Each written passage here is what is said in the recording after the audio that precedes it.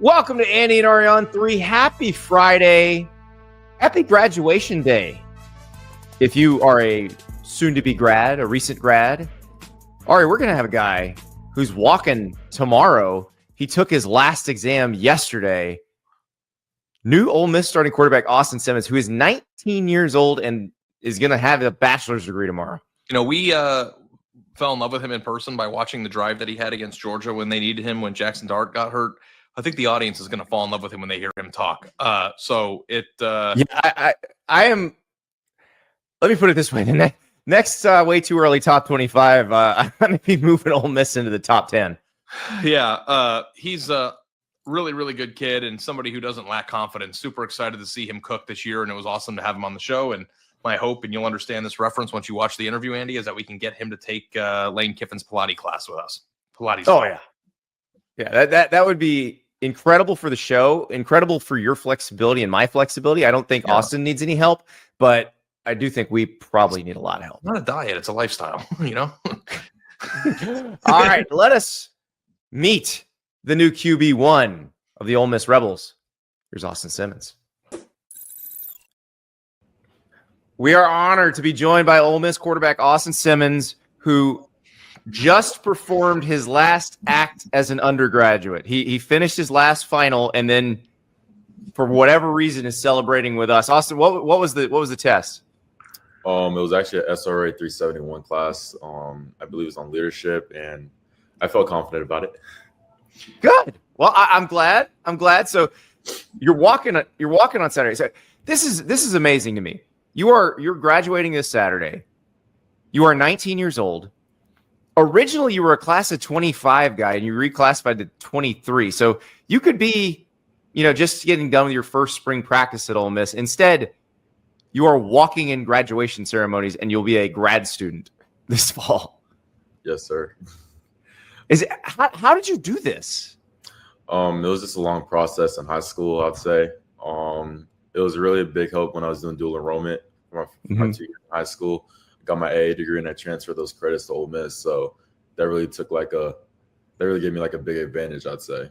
But my dad really helped me out in the process. I remember my last exam as a college student where it was like you walked out and it was over with. And I know that Austin probably has more academics in his future because you're still playing college football. But like that relief of it's over. I did it. Tell me, in terms of the pressure situations that you've been in, has there ever been anything in college that has stacked up to what happened in that Georgia game last year? I don't really think too much of the Georgia game, honestly. I would say I was more worried about this down test in that game. Not gonna lie to you. Really? Yeah, that's a good thing. Yeah. Well, okay, so we were at that game, and I was down kind of in the back of the end zone that you guys were moving toward on that drive, and I just remember watching you and being shocked at how calm you were. And now you saying this makes perfect sense that this was just another situation for you. But can you take us back to that moment when Jackson's out, you don't know how long he's going to be out, you guys are just giving up a touchdown right down the field, and you got to go in. What are your first thoughts as you get on the field? Really just executing the game plan, just taking whatever I performed throughout the entire week and just executing on the field. Caden Lee walked up to me on the sideline saying, just play my ball. Don't really worry about anything. I have nothing to worry about. They got my back. Then Kiffin walked up to me, said, we're just going to go with the game plan. Then we just went on down the field and scored. Austin. One of the things that amazed me about that game. Oh, go ahead. Art, I'm sorry. We were there at the game, Austin. We were covering it. We were in the press box. When Jaxson got hurt, the collective breath was taken out of that stadium. I don't know if you felt that, Andy, but it felt like everybody was like, oh my God, we've been waiting for this game. We've been waiting for this opponent. We've been waiting to prove that Ole Miss is a legit national championship contender. And it felt like people were resigned to the fact that they're going to be screwed. Obviously, what you came in and did was amazing. You went right down the field and scored a touchdown. But as a player, do you feel that? Do you feel how the emotion of the crowd plays into the game, or are you so locked in down there that you're just worried about handling your business? And did you feel like, hey, I'm going to show these people it's going to be okay? I mean, hey, our morale on the sideline wasn't really nothing really changed, after that whole chain of events happened. I think everyone really believed in me in that moment, and no one's really worried when I stepped in the game. And at the same time, I wasn't really worried about the outside noise. So I was really just focused on just leading the team down the field and just getting back on track. So I remember watching you before that game, and that was the most interesting thing to me because at that point, didn't know you were going to get in the game at all. And I was talking to some Ole Miss folks about you before the game started because I was interested in how you were acting with your teammates because you were acting like you already were the starter, that, you know, getting everybody pumped up. You're going around to everybody. You kind of touched every single person on the way in the warm-ups. And how hard is that to do as the backup when you don't really have the authority to be a leader, but at some point that day is coming for you and you want to be ready? I mean, yeah, like it's something to think about. You're doing a lot, throughout the entire season, and you're not guaranteed to play in a game. But at the same time, you're just as important as a starter. You have to perform just as well. You have to know everything that's going on in the entire game plan. So I didn't really think too much of it because I knew my role, and I figured out that I just had to just play my role, and my time will come. Austin, do you think that you're calm, cool, and collected on the show. You were calm, cool, collected in the stadium that day. Do you think as you go into an off season and people are counting on you, the team is being shifted to you and your leadership?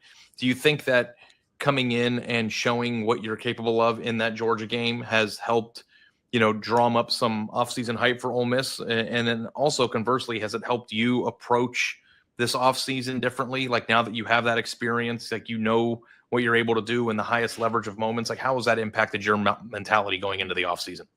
I don't think it really changed much. Really, like I know exactly how good I was, before that Georgia game even happened. It was just a matter of time, like whether or not I was going to showcase or not. But hey, that game happened and that event happened. So here I am. I got the little hype going. Now I just got to go out there next season and perform well. And I heard you in another interview talking about you feel like you've been at Ole Miss forever. And in this era, like going into year 3 is kind of being at a school forever. I was thinking about this, like most of the receivers you're going to be throwing to are either young freshmen or guys who are coming in from other schools. How much have you been like the welcome to Ole Miss? All right, here's how things work around here guy? It's been it's kind of weird, when you have like 22-year-old kids coming in, they expect like a 20-year-old quarterback, a 21-year-old quarterback going into year 3. So like, it's kind of weird to like really think about, but at the same time, it makes me feel good. It makes me feel good that, hey, I'm this young guy and I'm really out here just going to lead this team full of a lot of transfers, I'd say. And some guys that I was in the same class with. So it's pretty good. How did that decision work? I'm curious. Like, you mentioned your dad helped and you were dual enrolled, so you had your AA when you're done with high school. How did the decision work to reclassify from 2025 to 2023? It was really possible after I finished all my high school credits. So I just like had to think about the pros and cons of it. Like, am I like really that good enough to do it, or if I'm really ready to like make that big jump in life and just be on my own? So I just really broke it down with my family and just came to the conclusion, like, yeah, I think I'm ready for it. And I thought Ole Miss was the best fit for it. I'm just trying to wrap my mind around that. You said 25 to 23. Yeah. Oh no. All right. I'm going to go to my kids tonight and show them this interview. So Austin, I have a 14-year-old and a 15-year-old, and I'm like, guys, I know you think the real world is a long way away, but I want you to have a bachelor's degree by 19. Look at this guy. He did it. You can do it too. Mostly because I'm not sure they're going to be on scholarship, and it'll help mom and dad's wallet if they can just be done with college by 19. But whatever. I'm going to call your dad and be like, how did he do it? Get the whole list going, and we're going to make this happen. Every single time anybody who enrolls early, the people who are analyzing the game always say, this kid should be at his senior prom right now. And you know how they always say that? He literally should be now. Did anybody ever say this kid should be at his junior prom right now? Like at any point, like during your, like that's, so you missed out on junior and senior year of high school? Yep. And I don't regret it at all. No, I don't. I wouldn't either if I were you. I would want to get to Ole Miss as soon as possible as well. But I'm just trying to wrap my mind around, like, because like when you're a sophomore, you're a child. And when you're a junior, you're a little bit of a bigger child, and then senior, you're a mega child, and then when you get so you're still a child. Yeah. That's a child with a bachelor's degree. That's a child with a bachelor's degree who's the starting quarterback at Ole Miss and is rocking shit in the Georgia game. It's incredible. So, now that you are that guy, you mentioned, you had to manage it when you were the backup, but now that you have that responsibility, that you're the guy everybody's looking up to, does it feel different, or did the first 2 years help you get to this point where it went smooth? I would say like I had the typical mindset of a quarterback, before I even enrolled. So I just talked about it with my quarterback coach and like what really to expect out of it and what to like really do and what I really want to accomplish out of it. And I'd say, yeah, like these 2 years definitely helped, seeing how Dart like really acted around the team, how he involved everyone, and just taking everything from what I've seen and like learned from on and off the field from him, and just adding some things to my toolbox and really just going to take it on to next year. Hey, Austin, Andy and I went to the NFL draft this year and, did a show there, and we always marvel as normal people that, like, what would that feeling be like to actually be at the draft, get selected, get all that money, start a pro career? Like, that feeling of being there must be unbelievable. And I'm wondering from your standpoint, what was it like watching Jaxson Dart get drafted where he did? And did it like land to you that you could be a few short years away from that, and seeing somebody close to you, somebody you shared a room with, a quarterback room with, like do that? Like, what was it like for you to live through that experience?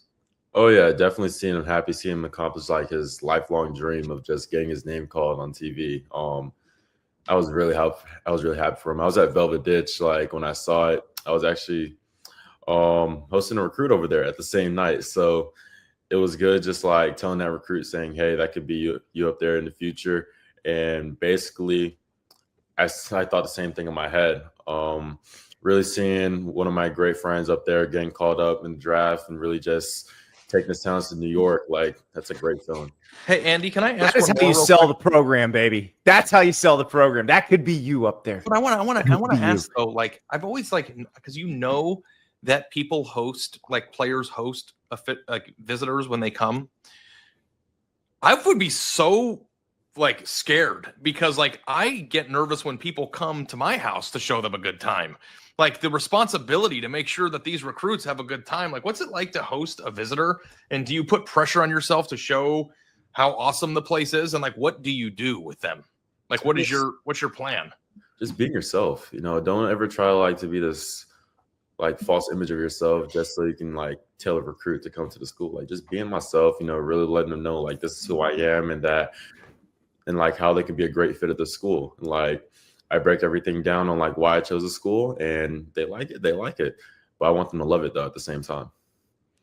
That's a great plan. I went on one official visit in my career. It was to Princeton actually, and I was 17, and my host was this guy named Tom. He's a defensive end, and he shakes my hand and he goes, "Nice to meet you. We have a bartending class tonight." I was like, "All right, I'm gonna like college. This is gonna be great." So you got wild. Yeah, I drank my first beer there. Yeah, they get down. So I didn't realize that. I thought they were going to take you to a tutoring session or something. There's no place called the Velvet Ditch, though. So that's. But I see Oxford has the library, so you can always say, "Oh, we're going to the library," and the adults don't know what that means. But like everyone thinks they're talking about a real library. Like, oh, it's a real library. I mean, you can study quite a bit in that library. I've studied in that library before. Austin, have you been to Ajax Diner? I want to go. I've heard about it, but I just never went before. Andy took me there when my only time, or one of my few times in Oxford, and it is the best country fried steak sandwich I've ever had in my entire life. There's mashed potatoes on it, bro.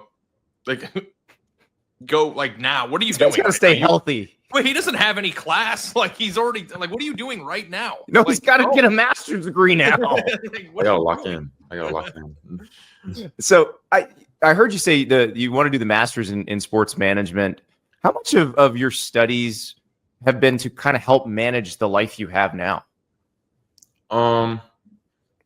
Really, like it's nothing really different. The schedule is really built like within itself. It's just a matter of like how well you're good at time management, like, and how much of a procrastinator you really are. Like, just really like putting aside like all the important things just for like things that don't really mean anything. Like, so I'd rather just do my homework first rather than just go out to the field and just gonna complete the work I have and then just move on with the rest of the time I have. Oh, I meant in general, like dealing with the NIL stuff, and because you're going to be qualified from an education standpoint to be your own agent this pretty soon. Ooh, that's exactly what I want to do. I want to be like in that NIL field, just like because I'm in it right now. So like, why not just be a part of it? Why not like just advise some kids like how to approach it, like what to really like get out of it, what they want, like what they really want out of it. So that's what I really want to get into. Lastly, from me, Ole Miss was a team that was heavily invested in NIL last year. You guys brought in a lot of transfers. The thought process was that would be the thing that paves the way to, competing for a national championship in the playoff. You guys fell short of that. How much does that drive you now that you're the face of the program? And how much, how badly do you want to be the guy that's calling, the snap when you guys do that?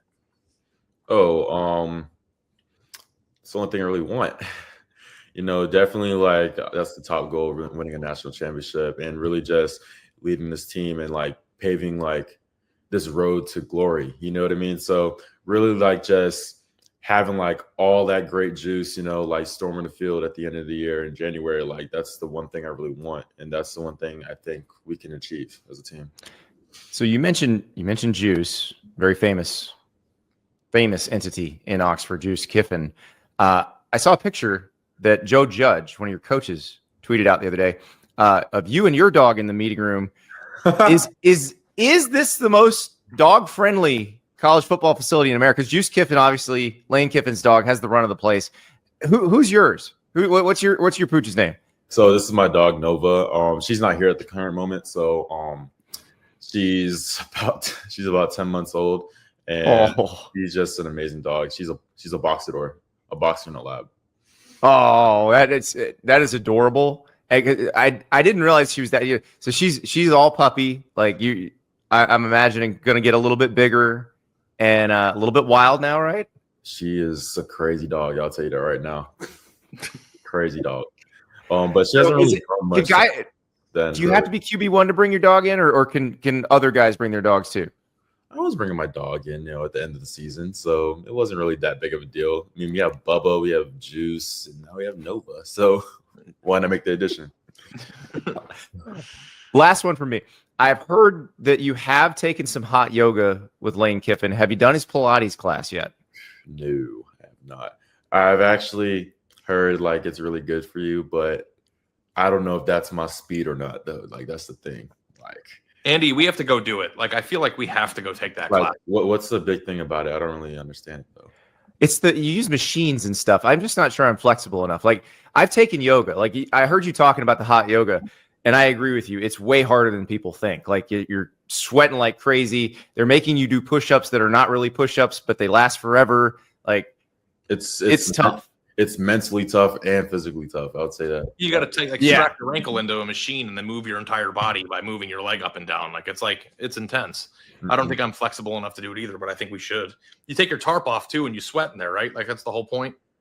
Mm-hmm. Well, he can do it. You're not taking your tarp off. I'm taking the tarp off. I actually here, you know what this is? This is like a chest and back hair trimmer that I have to hit before the summertime. I bought this on Amazon. I just want you to know. Is that Manscaped?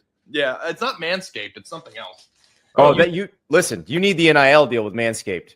Ooh.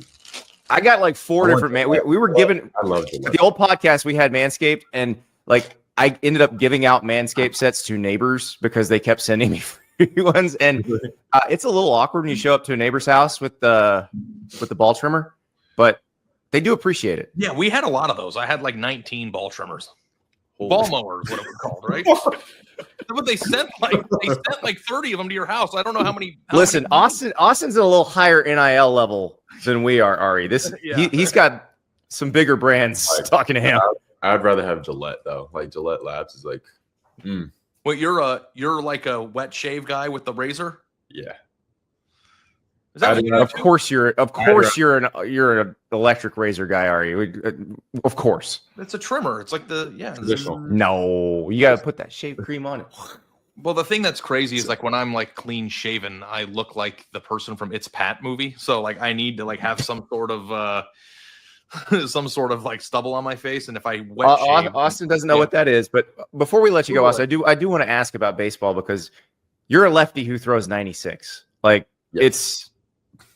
that's still a possibility for you down the road, but I know you're not playing baseball this year. How tough was that decision to decide not to play? Oh, it was an emotional decision, I'd say. Being a part of that sport ever since I was 6, that's something you don't really toss to the side pretty easily.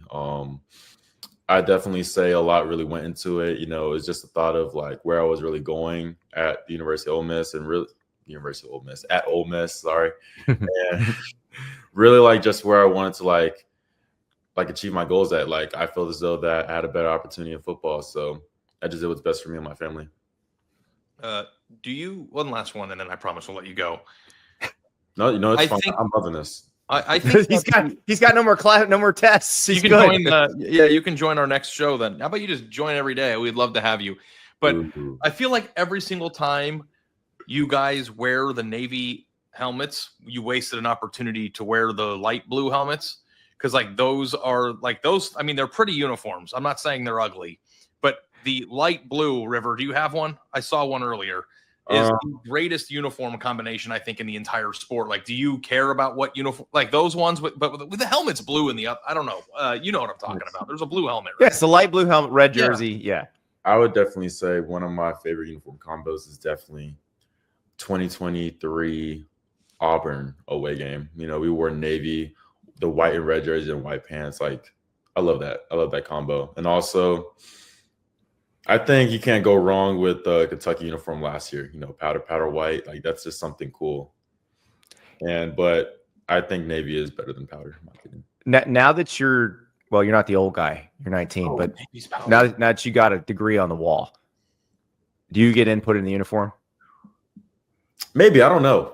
I think that's just a leadership thing. Like, I have to figure that out. Like, I wasn't really too in tune with that. Like, I just found out the same day as everyone else, like on Ole Miss social media. That's it.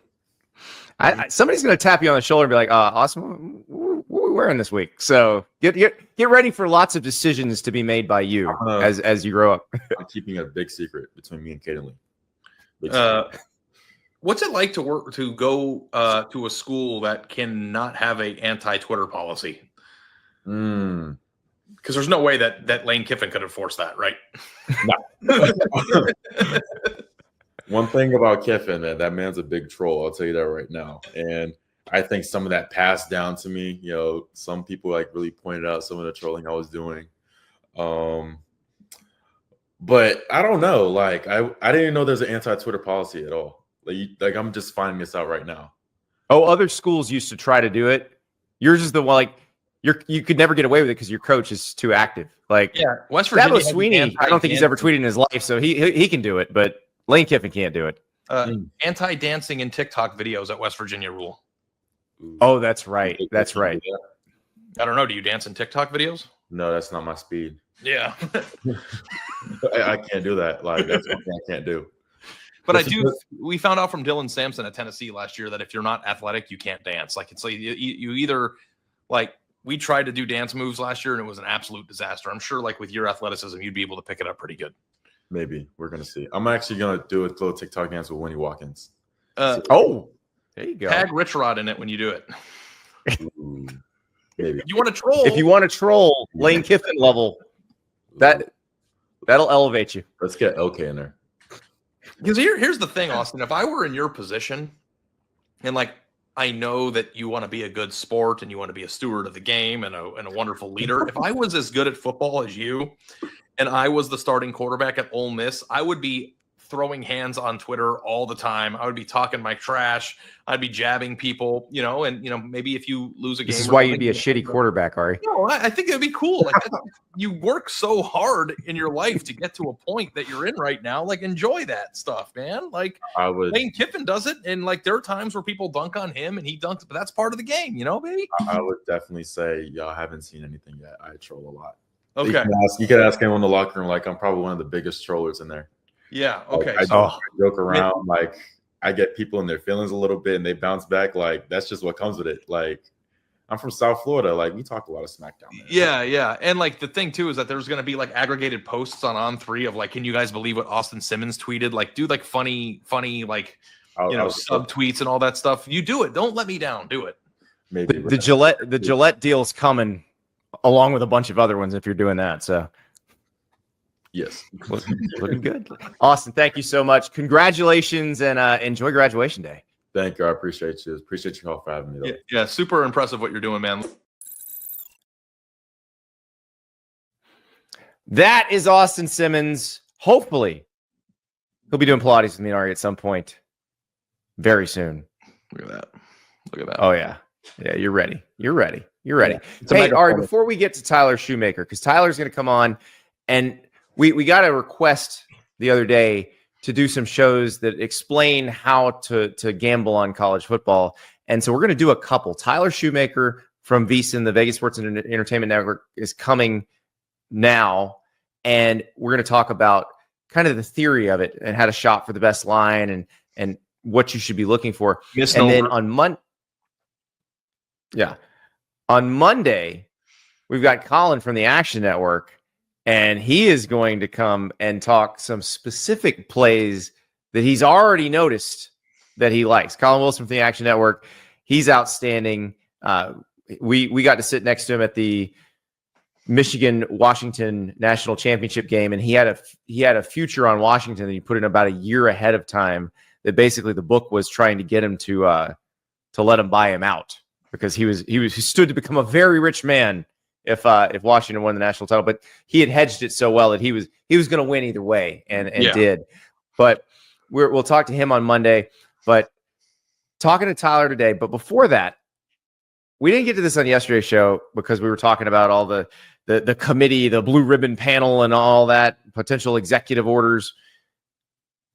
Metallica played Lane Stadium. Enter Sandman live at Lane Stadium. Play it.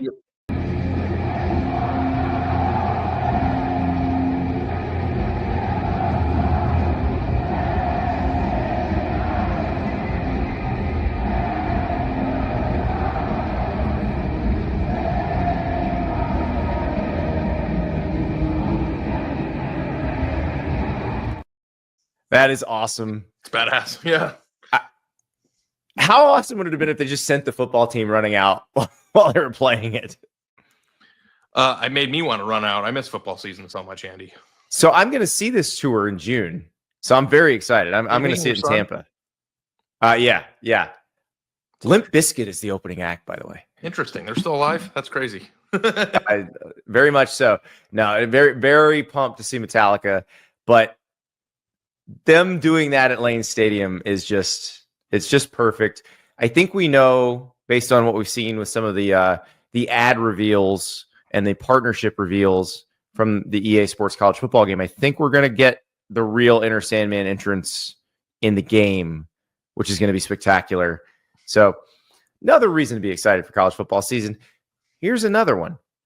You're going to be a smarter, better because you're about to learn a bunch from Tyler Shoemaker from the Vegas Sports and Information Network. Here's Tyler. We are joined by Tyler Shoemaker of VShoe Index, also known as the guy Ari texts when he needs to know what we're on a given day. Yeah, just so you guys know, like we do a pick show every Monday against the spread. If I actually bet all those games based on what I think, I would be a losing gambler. I am a losing gambler anyway, but I win sometimes because of Tyler. If I were to follow his guidelines, I would have a really good chance of winning, but I play his games and then I go down live rabbit holes and do my own thing and I can't control myself, as he can attest. But Tyler, it's really good to have you on. We've been friends now for years. I've been texting you every day during gambling season for plays. You give them to me. He's been so good to me, and I appreciate it. But I also want people to get an idea of how to bet and like some of the like do's and don'ts and misnomers and myths and all these things that So welcome to the show and thanks for being here. Yeah, of course. Appreciate you guys having me. We've talked about doing this for a long time now. I'm glad now you're with Andy. I guess Andy loosened the reins, because I know when you were at the Athletic, we had some guidelines. We could not get together for a show, so I'm glad we were finally able to do it. Yeah, well, we have no rules now. Yeah, no rules, just right. What brand is that? Is that that's Outback? Outback Steakhouse. Yeah, dude, that sounds so good right now. So Tyler, I sent you a list of things I wanted to talk about. And I just want to set the table for people to understand your process, right? Like, if we were to ask you about the intricacies of Miami's secondary and what you think of their actual personnel, you might have a hard time answering that because you're a numbers guy. What is your process, and how do you come to the table with plays that you think are worthy of playing on Saturdays?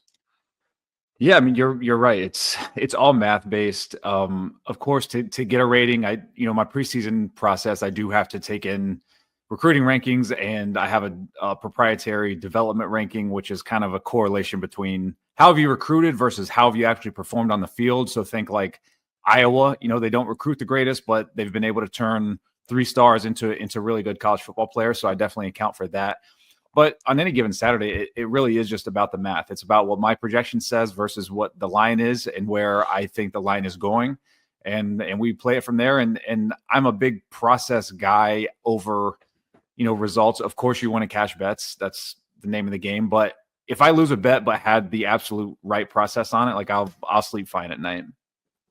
So when you say your projections, you're actually going to come up with a number, right? Than expected. So like the Pitt West Virginia game or whatever it is, where it's going to say like, I expect Pitt to score 27.43 points and West Virginia to score 23.24.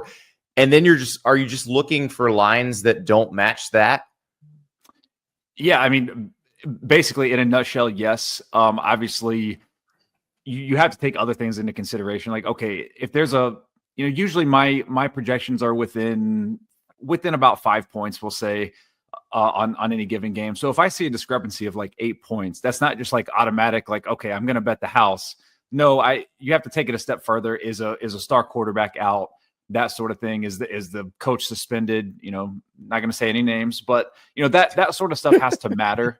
So you definitely have to, come up with a number, which is the projection piece. And then there's the analysis piece beyond that. So when I say analysis, I don't mean, like Ari said, I don't mean looking at the starting safeties for a team. I mean, looking at the betting market, where did the line open? Where is it at now? Those type of things have to matter. And then of course, key injuries matter. So that's my analysis piece on top of the projection. So when those two things align, that's a bet. But the thing that's beautiful about what Tyler does, and it's something that I struggle with, obviously, as somebody who is, patented prisoner of the moment and very strongly opinionated, is when you remove the names and the jerseys and everything from the actual math, you're able to weed out your bias towards what you think is going to happen in a given. There are certain times where he'll like last year, for instance, like he was riding Florida State.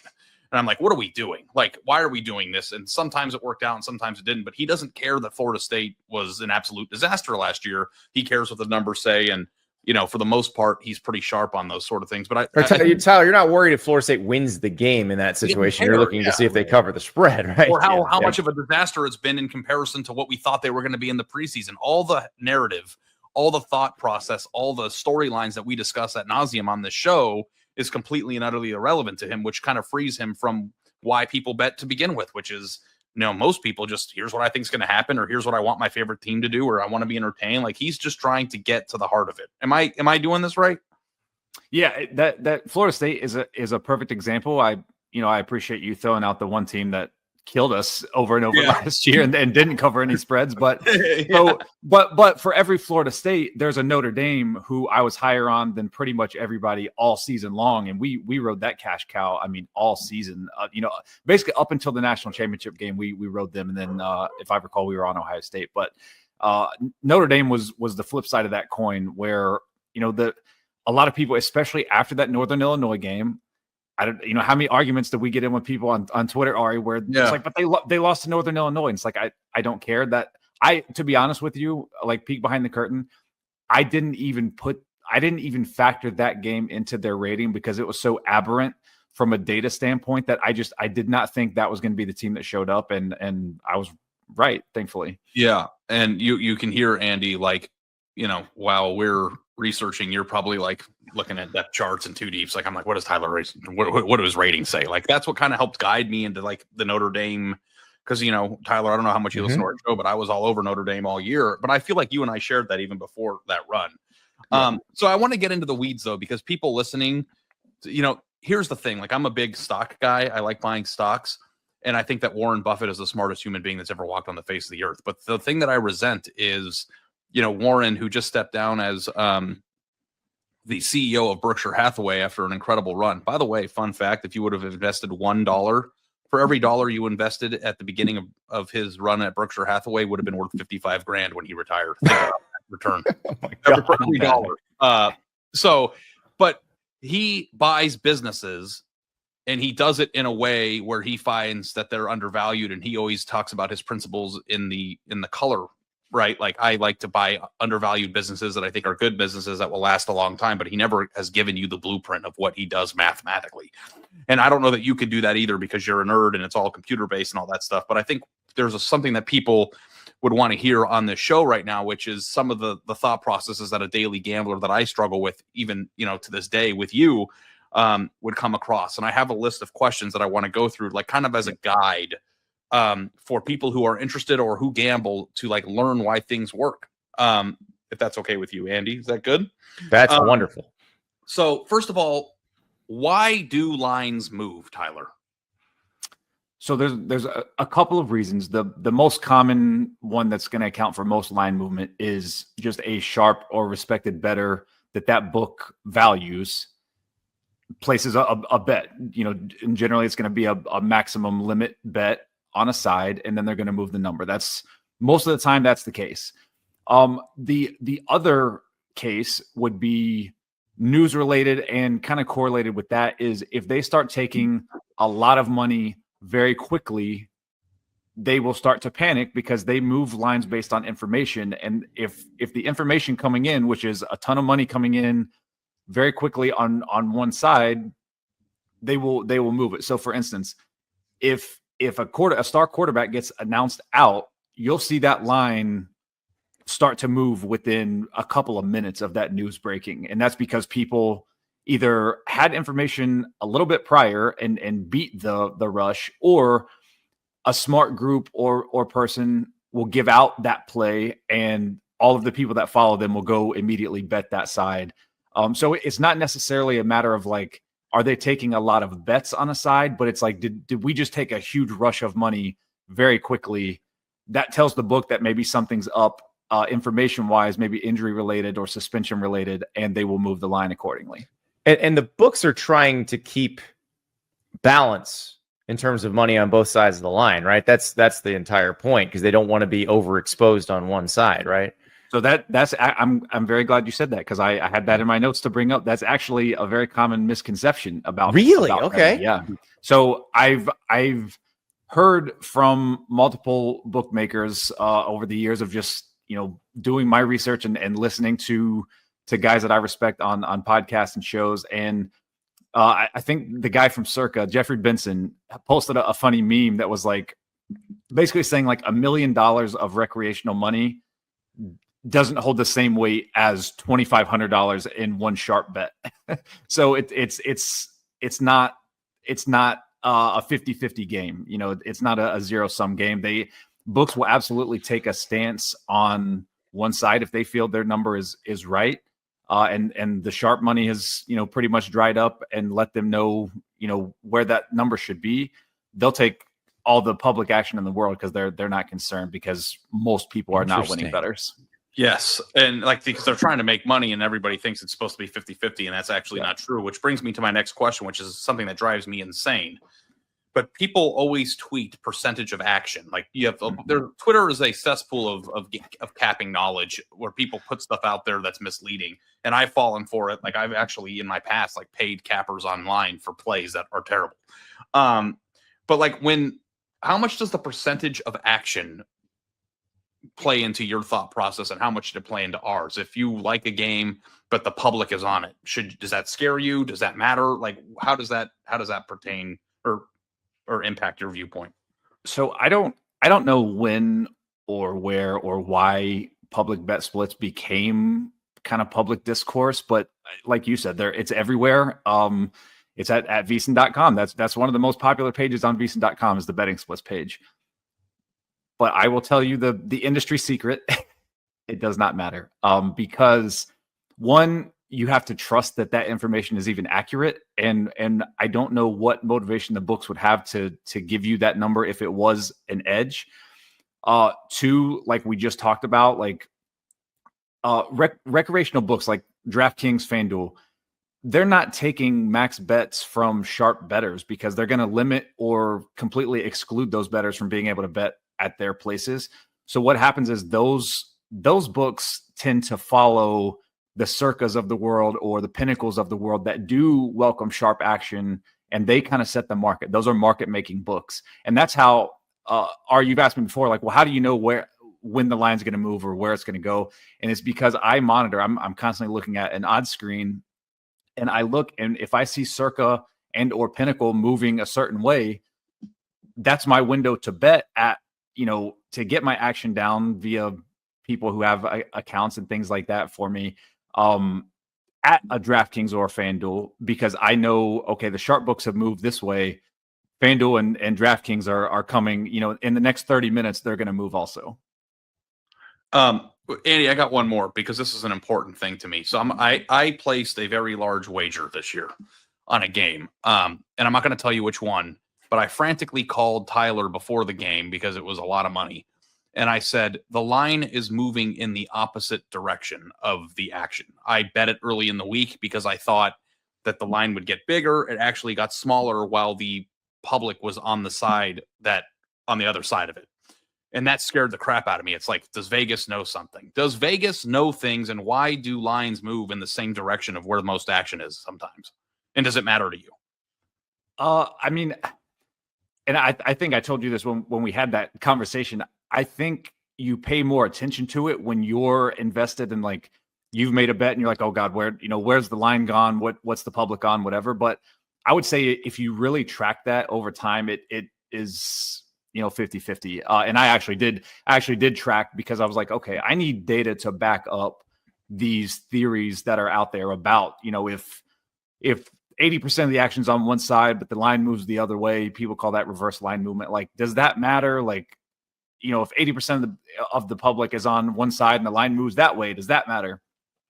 I tracked it all, and it literally was a coin flip. There's no edge to be gained from that information. So why does it happen though? Why does reverse line, if Vegas is taking a stance on a game and knows that the public is on the game, why are they offering a more favorable spread on the other side? Like that favorable time. Like, for instance, the game was 6.5. The favorite was 6.5 at the beginning of the week. 90% of the action on that game was on laying 6.5, and as the week went on, the spread was getting smaller. Because they were enticing people to bet more on because like we talked about off the top, they took sharp action on the other side, so that's why. Is that a way to tell? Because I'm so fascinated by what you said to my question about staying even on both sides. And it makes more sense to do it the way you said, which is if they got sharps on one side of it, if they feel like they have a good number, then you stand to make more money if the public goes opposite that number anyway. But is there a way for us, the betting public, to recognize when they've taken some sharp money And when they're favoring, like, what is the scenario Ari mentioned? One of those that should be like a red flag, like they're staking putting a stake in the ground here. Yep. Yeah. Well, that's why I keep that odds screen up at all times, because when you watch what the sharp books are doing that take that sharp action, those are the ones that make the market. So like DraftKings is not taking, a perfect example here. You'll see kind of betting news people tweet out like DraftKings just took $1 million bet on such and such team to win. So people, I think people see that and they're like, oh God, well, they must know something. I'm going to go bet that side. But what you have to keep in mind is that, like I mentioned, DraftKings is not taking $1 million bet from someone that they deem as a respected bettor. So all they're going to do is follow what the Circas and the Pinnacles of the world do. So to answer your question, Andy, kind of the flag to look for is, did Pinnacle move those books in that direction? Yes. Okay. And that's I mean, we could go forever on that, but that literally could be your betting strategy. Even if you knew nothing about a sport, you could literally just watch the sharp books move and pick off the recreational books ahead of time and be a winning bettor, at least for a little bit, until they limit you. This reminds me of the stock trading firms that put in fiber first, and we're getting the stock numbers faster than everybody else, and we're just fractions of a second ahead. Like I feel like that's what you're doing here. Like you're just trying to beat those books by a few seconds before their line moves. You think if you bet every sharp position that you would be a winning bettor over the course of a year? So I would like to track that, but I will tell you just kind of a peek of my strategy with college football in particular that I noticed and implemented about halfway through. Ari, if you remember the first half of last college football season, we were just kind of like middling around, but the second half got really good. And that's because I identified a trend. And that's when my numbers were in agreement with the initial sharp movement at Pinnacle. Like those were hitting at a crazy percentage. So that's those are the only bets that I started putting in. I put them in early in the week against the softer lines. I could see when Pinnacle was moving. So we would get action down at other books. And that was really, really profitable in the second half of the season for us last year. Yeah. So obviously going forward, that will be, the full-time strategy. We covered Louisiana Monroe last year. Was that the team? Louisiana Monroe was undervalued, and every week he was like, there was one game where they were a 7-point dog and won like 55-10. It was incredible. Yeah. Andy, Bryant Vincent, everybody. Yeah. I was on ULM for like 6 straight weeks, and then there was one at the end of the year where they ended up not hitting, and I was like, but it was a fun run. I bet it was Arkansas State. I learned during my ULM season when the video game came out last year that apparently that they have a problem with Arkansas State and always do. So. Tyler, so what information do you see from cappers and gambling experts on Twitter what do you think is important to pay attention to, or what do you think is not important or meaningless? I think so. To answer the second part of that first, I think like we talked about the bet splits. I think people can get their minds wrapped in a pretzel with that. And at the end of the day, again, I've tracked it on numerous occasions with very large sample sizes, and it was truly a coin flip. So I don't think there's an edge to be gained there. And the other thing that I see a lot, and I understand it from a content making standpoint, like fine, but from an actual like betting edge standpoint, trends, for the most part, I think are pretty useless. Now, again, this is where critical thinking has to come in. Like sometimes there are trends that have some merit to them, but I would say, you see these trends that are like, this team is 1-12 in their last 13 games on Thursday nights against conference opponents. And it's like, well, okay, what does the team 13 years ago have to do with this team in college football? Like, you know what I mean? Like that type of stuff, I think is an interesting nugget, but it's like, just see that, nod, interesting, move along with your process. I don't think that is any edge to be gained on the game that, would. And sometimes coincidences probably just happen, right? Like just mathematical anomaly. Yeah, exactly. Yeah. Well, I mean, you're talking about, and that's the other thing with those trends. A lot of them are such small sample sizes. So unless it's like a sample size of like 1,000 games, I'm not that interested, because it's, it could just be variance, could just be coincidence. But again, especially when we're talking about college sports, when you're talking about something that happened 10 years ago. Like what does that have to do with what's happening in 2025? How do you balance it? Because obviously you create content too, and VSiN is an entire channel designed around analyzing these markets. How do you balance trying to give out good advice with trying to entertain people and give them something to listen?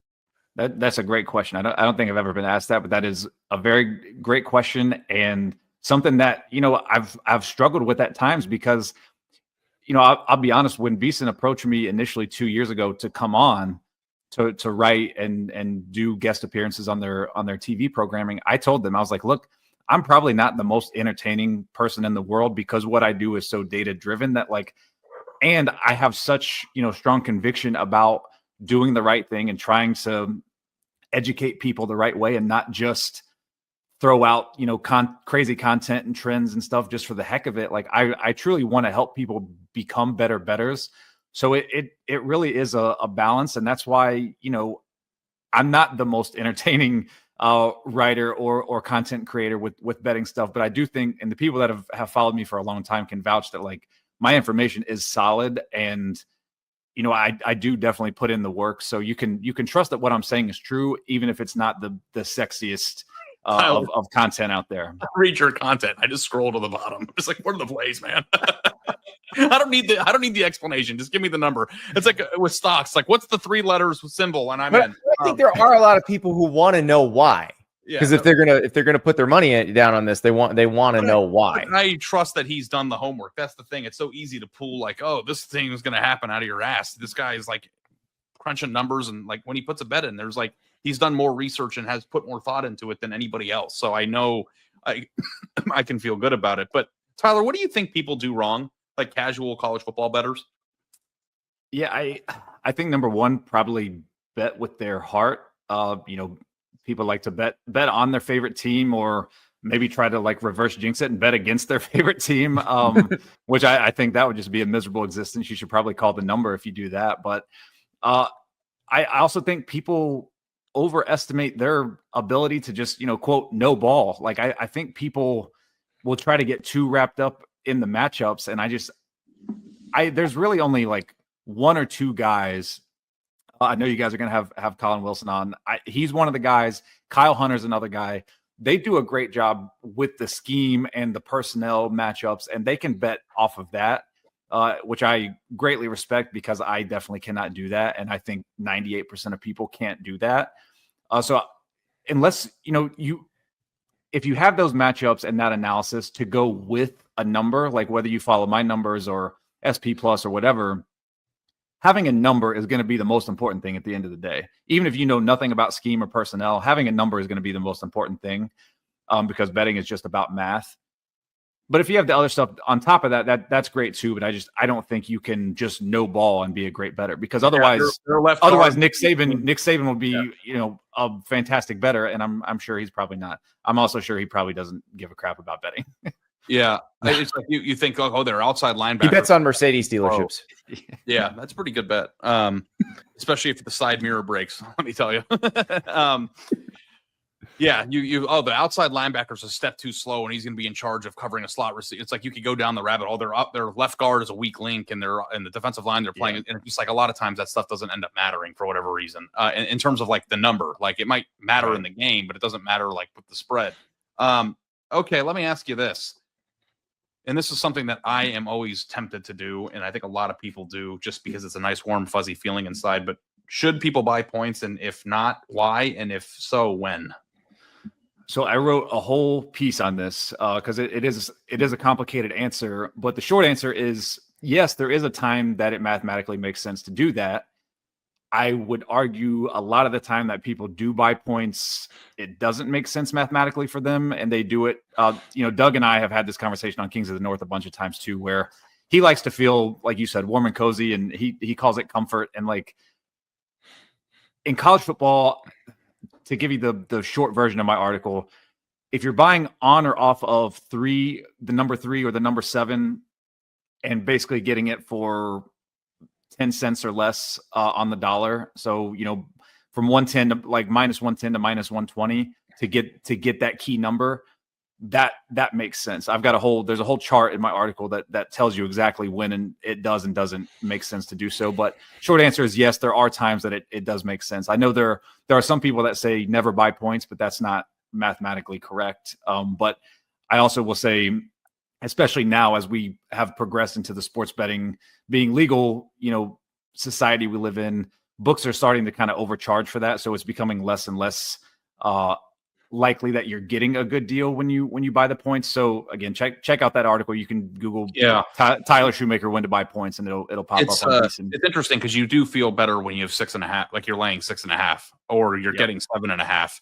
But if you're a $100 unit better and you're betting, 30 cents on the dollar to do it, then you're giving away 30% of your income. Well, can I ask an even dumber question? And more for the ones out there who are maybe just getting into this or don't quite understand how everything works, why is it important to not be on a 3 or a 7 or a 10? So not 10, just 3 or 7. Or just 3 or 7, yeah. Because of the historical distribution of the way college football is scored, you're more likely to end up on a 3 or a 7, because of field goals and touchdowns. So that's becoming less of a thing in the NFL because when they change the extra point rules, they're going for 2 so much. More extra points are getting missed. They're going for 2 more. It doesn't apply as much in the NFL anymore. But with college football, 3 and 7 still king. So that's why just the probability of the game landing on those numbers. Yeah, there's so much grab ass in college football too, like just like crazy things that go on, like block extra points or 2-point conversion attempts when you're not supposed to do it, and turnovers and safeties. It's just a wild west. It's like 8-0 in a lot of games. You don't even know why, and it just gets off that number. But okay, how about this? This is my number one issue in life, and I've hit some bets, but I've lost a lot of bets doing this too. What is your take on live betting for those who are interested in it? And is it a trap or is it a useful tool? Yeah, I don't think it's a trap. Ari is a live betting machine. That's all I do, man. Well, I've been roped into it. The women's Final Four, I was roped into it and got blamed for something that was not my fault. So I'm ready to hear this answer here. Yeah, no, I mean, honestly, it's like any other bet. It just comes down to the math of it, and that's where I would argue almost even more importantly in live betting to have a number that you trust that you're going off of, because that's when you can find value. And there's really 2 strategies to live betting, and I wish I had the time and resources to really track this on a big scale. I just haven't yet. I'm not quite there, but the 2 strategies would be, okay, we'll say my number projects a team to win by 7. They get down by 10 early in the game. So now your options are you can bet that team that was favored. Now they're maybe getting points, or it's, even money or whatever. Or you can say, well, this game's just going to get away from them. I'm going to take a number that's worse than what the pregame line was because I think this is how the game's going. Those are the 2 strategies you can take. I tend to lean more towards, I have this team favored by 7. They're down 10 in the first quarter. I'm going to live bet them because I think over the course of 4 quarters, my number is going to be more accurate than them getting points, on the live line.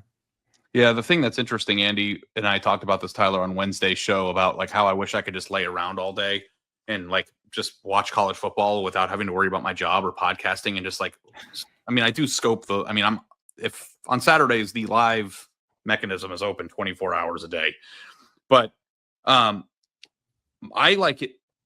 If you like, Tyler will send out 10 to 15 plays a Saturday. Is that a good number usually? Yeah. 10 to 15 games that you like. I feel like in every single one of your games, for the most part, or the vast majority of them, there is a point in that game where you can get a better line than the one that you gave.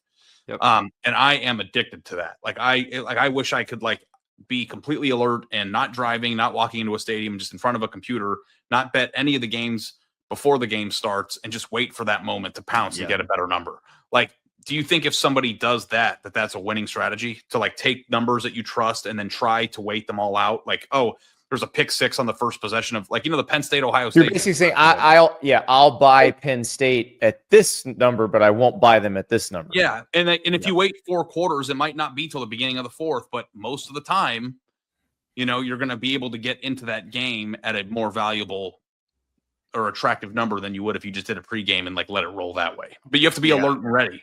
Yeah, I agree with you. I've said the same thing. I wish I had just like the time and resources to just have people checking every live line, in real time on a Saturday. I don't have the capacity to do that. So that's why I put in a lot of pregame. Plus, obviously, as Andy said, like being on the content side, there's no content to be had in live betting because it's gone in the blink of an eye. So that's where the pregame stuff comes in as well. Yeah. So I try to do my best to put out the content that, pregame in a number I believe in. But yeah, certainly you're right. You probably can get a better line at some point, especially like in football, because of the way it's scored. Like a team gets down 7 or 10 points real quick, just off of 1 or 2 fluke plays. So yeah, I'm with you. I wish I could just take the live lines, but that's it's also very dangerous too, because I call this chasing the dragon, where I'm like I'm convinced before the game that it's going to go a certain way. Yeah. This happened to me in the Texas Georgia game the first time they played. And I was convinced that Texas was going to win. And Texas got hammered in the first half, as the Arch Manning game. But I sometimes will bet 6 different times throughout the course of the game at more attractive numbers. And then I'll just be wrong and then lose all of them. And that's a bad betting strategy. And like he gets mad at me for it. But like, well, I think Tyler's right. I think in that situation, because this is one where, as someone who is more of a novice, I'm just thinking it through. If you're convinced that the 14-0 lead a team took, let's say you have an underdog that took a 14-0 lead, and now all of a sudden the team that was favored by 12, the live line on them is now -2. Like, I could see if you were convinced that was a fluky play. Tennessee, Vandy is a good example of this. Producer River. So Vandy jumps on Tennessee. I think there's a kickoff return in that game. But Tennessee was the heavy favorite. And then Tennessee really did dominate from like middle of the first quarter on. But I think you just have to be convinced that it's fluky. But you also, too, Andy, can totally mess up. And and then it rolls on you. When it rolled on me was the Vandy Alabama game, the first time they played. I took a and that's the tricky one, because what did we say after that game? No, there was nothing fluky about this, but the assumption is if Vandy's beating Alabama 2 quarters into the game, that it's fluky. And it's just easy to just kind of like come to the realization or the conclusion, oh, Alabama's going to win. They'll figure it out eventually. And then sometimes they just don't. But I think that was the one where I laid -600 because I'm like, there's no way they're going to lose. And I lost my ass that day. Here's the next thing that I think is interesting, because we talk about big time matchups on the show all the time, Tyler. Obviously, everybody wants to bet and be a part of the big SEC game or the big game. Are nationally televised games or games that are of most interest to the general public usually sharper in terms of the lines? In theory, the closing line is, because there's going to be so much more market liquidity on those games because so many more people are going to bet them. The opening lines, though, the opening lines are going to be generally based on the odds makers, like their algorithm, like mine. So, they may shade it a point or so based on their anticipated action, but for the most part, those opening lines are still going to be relatively soft. But yeah, in theory, the closing lines are going to be sharper than a Louisiana Monroe game, for instance. Well, I'm glad you mentioned Louisiana Monroe, because I was just talking about their problems with Arkansas State. And I looked at it, probably was the Arkansas State game, which, by the way, was a 7-point Arkansas State win last year. People feel like they know. So, like, if they do follow one of these teams in a game that is not as heavily trafficked, I think people feel like they know something, but do they really? Like, is the game that everybody's watching going to be that much sharper? I mean, like for instance, the national championship this year, I had Ohio State. I had them winning by way more than what the line was. I forget now what the line was, what my projection was, but I know I was way higher on Ohio State than the market in that game. And so, I mean, it's not always the case. Like, again, if you have to think of it though, I think too often people get caught up in like the result of a game, or like, oh, well, that game, the line wasn't sharp. So all big time games, the lines aren't that sharp. But you just have to think, like, if Ohio State and Notre Dame played 100 times, I think majority of the time it's going to go closer to, what my number projects, or what the line was than what the actual outcome of the game was, which was, kind of a beat down. So there's going to be statistical variance in any game. So those big time games are no different. When do you think odds makers or line makers are weak? Like when can you spot like a weak spot?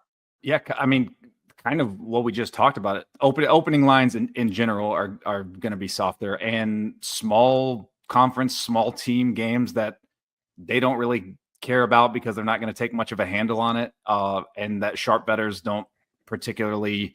They're going to be limited more on those games, generally speaking. So I think that's where there's advantage for the general betting population to take advantage. But if it's, say, I don't know, a regular season college baseball game, and the Alabama baseball coach is telling you he's about to scratch his pitcher, you probably shouldn't try to put $100,000 down on that. Yeah, at a sports book in Cincinnati. You would generally recommend against that. I'm so in. This is probably wrapping up soon, but I have so many other questions. What are your pet peeves in gambling? Yeah, so I actually coined the term bet peeves. I've posted that several times. I'm pretty proud of that. I think that was pretty clever. I think confirmation bias, again, like we just talked about, when the result of a single game, kind of makes people confirm what they thought going in, even if a team wins on a fluky play or something like that. Like I said at the beginning, I'm much more process oriented than results, because you're talking about any individual game. There's going to be a lot of variance there. So as long as your process is fine, I'm good with what you do. I don't like to see the people that like pound their chest over a really fluky win when like everybody in the world knows it was fluky. Like don't do that. Overtime betting rules really annoy me. I've won some in overtime. I've lost some in overtime. So I'm sure over the course of my betting career, it's evened out. But I hate losing an under to overtime, because or losing an underdog in overtime. Like I think all bets should be regulation unless otherwise noted. That just drives me crazy. I might be in the minority there, but that drives me nuts.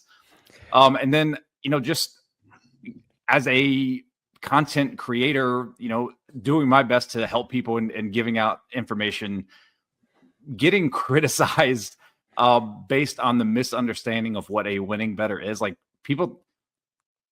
professional bettors aim to be 55 to 60%. Like that's the gold standard. Like if you're hitting between 55 and 60%, you are legitimately good at betting.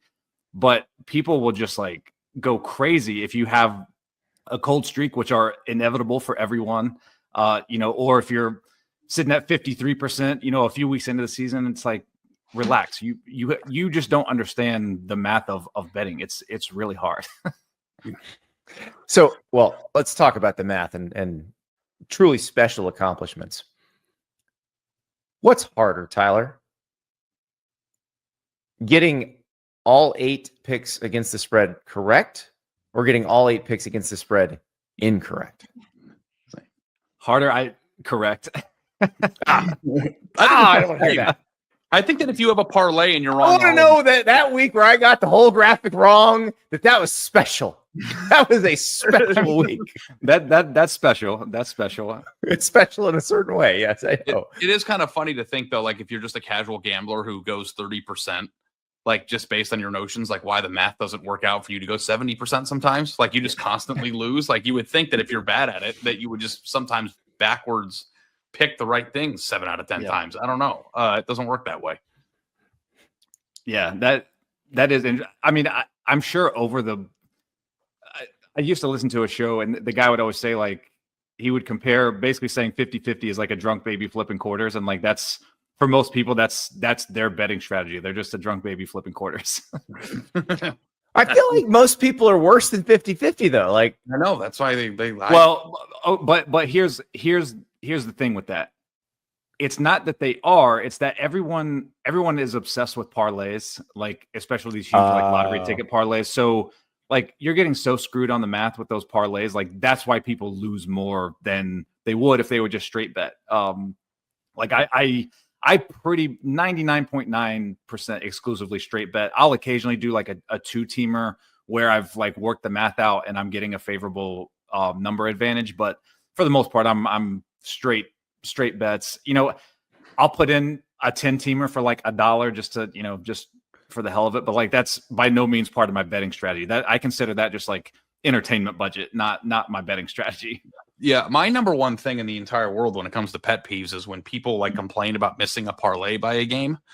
And I'm like, that's the entire that's the point of the parlay, that you've like increased the degree of difficulty. Like, yeah. Sometimes 2 and 3 times. That's the reason why the payouts are so big, because you're supposed to lose by 1 most of the time.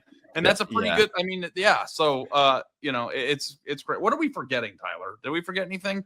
I don't know. But on that note, though, the coverage of betting kind of annoys me when someone does hit like a huge parlay and you see it like get tweeted out and put like, I feel like that gives the 20-year-old that just learned about sports betting this week. It's like, oh, this is easy. I'm going to turn $5 into 315,000. Like that. It's just not. It's not going to happen. But it's the same reason, Tyler, that when you're driving down, say I-10, and you see the one billboard that says Travis Tritt's coming to play this casino, and the next billboard you see for the same casino, and it's the dumpiest looking person you've ever seen in your life holding up a giant check in front of a slot machine.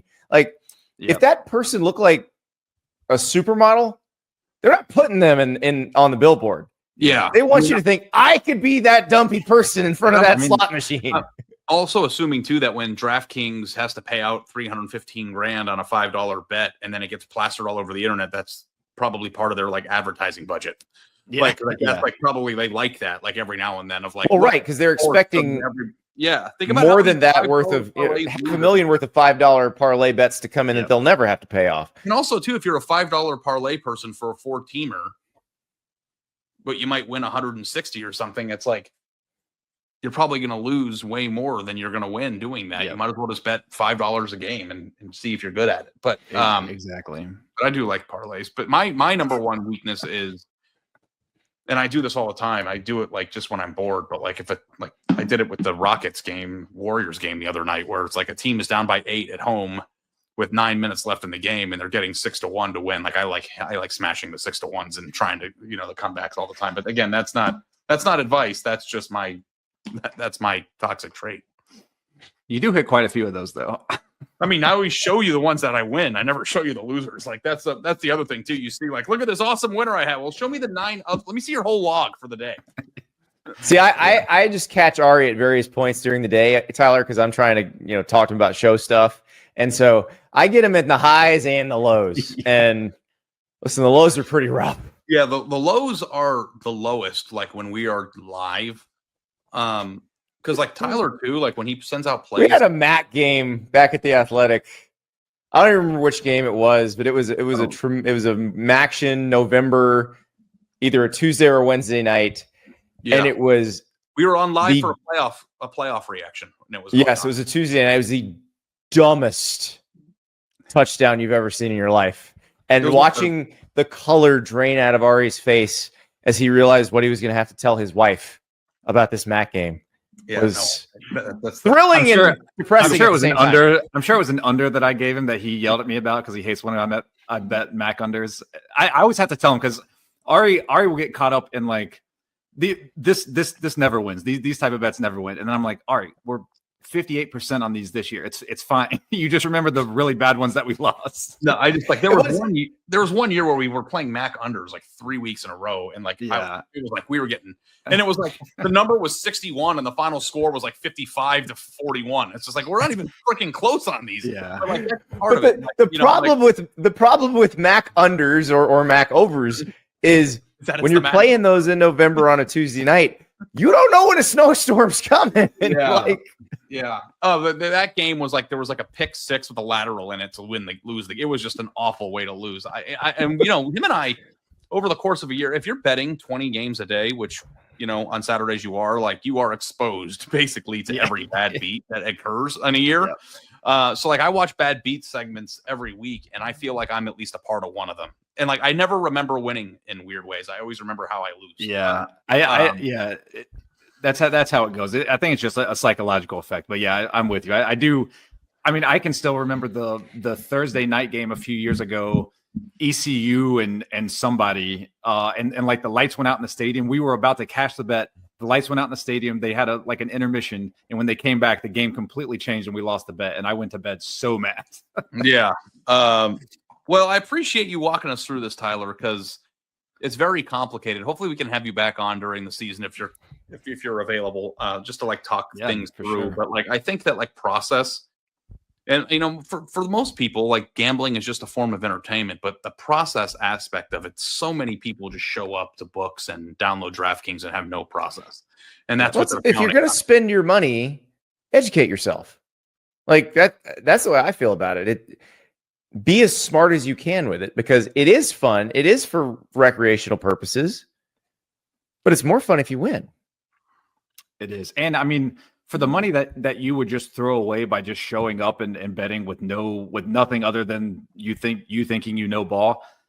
I sell my guides that not just have my picks, but have all of my information, like everything I look at is in there. And I sell that for $60 for the season. So you're better off spending $60 for the season to at least have my numbers in front of you when you make those decisions. And you're going to come out way, way farther ahead than you would probably on your own, if I do say so myself. I do love that when you go on VSiN, you wear a purple blazer sometimes with a yellow undershirt, like channeling that Nick Papagiorgio thing. Like that's an alter ego that I wish I could, be myself. Like Tyler's much better looking than Ethan Embry, though. Let's be real here. I did not tap into that today. I am underdressed for you guys. I apologize. Yeah, I was hoping we're underdressed every day here. Don't worry. The gold medallion chain. I put $1 and I got a car. I put $1 and I got a car. Who would have thought that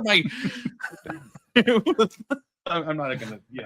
It's the most underrated movie of all time. I love it. I love it. Have you watched Vegas Vacation recently, Andy? It's been a while. It's not better than Christmas Vacation, but it is better than all. Probably better than European Vacation, which pains me to say because I love that movie. Sure, they made. Yeah, it's better than all those. It's better than Christmas. I don't care how. There's no vacation movie better than Christmas Vacation. Tyler, I'm sorry you got sucked into this. I agree. I agree. I would. My power ratings on this would be Christmas, then Vegas. Get out of here! What are you talking about? You're the Vegas guy. What are you talking about? Thanks so much, Tyler. I really appreciate it. And thanks so much for consistently fielding my texts, because it's very one-sided, our relationship. Just give me the plays. I'm hungry. But if you do want to, or you're interested in tailing him, let me tell you firsthand, he's made me a lot of money over the years. He's at T-Shoe Index on X or Twitter, or whatever you want to call it. And all of his information's there. And I know this is a college football show, but the guy absolutely murders the WNBA if you're kind of built like me. So in that time of the year is coming up, I told him, like, I am betting every WNBA game this year because he kills it. Yeah, WNBA is a very soft market, and we do really well with that. Ooh, well, Caitlin Clark, Angel Reese rivalry. Let's go. Tyler, thank you for helping make us less dumb. I appreciate that. And thank you guys for listening, watching this week. We'll be back next week with another installment of this. We're going to help keep educating you on this market, because I do think this is a good off-season topic. So we've gone theoretical with Tyler. Colin Wilson from the Action Network joins us Monday, and we're going to go more practical with some of his picks for the coming season. Yeah. We'll talk to you then.